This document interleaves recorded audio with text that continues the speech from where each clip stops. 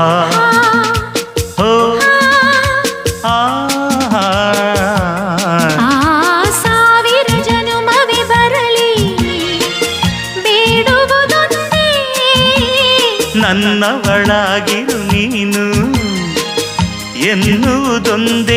ಓಹೋ ನೀನಿರುವುದಾದರೆ ಸ್ವರ್ಗವು ಈಗಲೇ ನಾನು ನಿನ್ನ ಜೋಡಿಯಾಗಿ ಎಂದು ಬಾಳುವೆ ಬಾಳುವೆ ಬಾಳುವೆ ಎಂದೆಂದು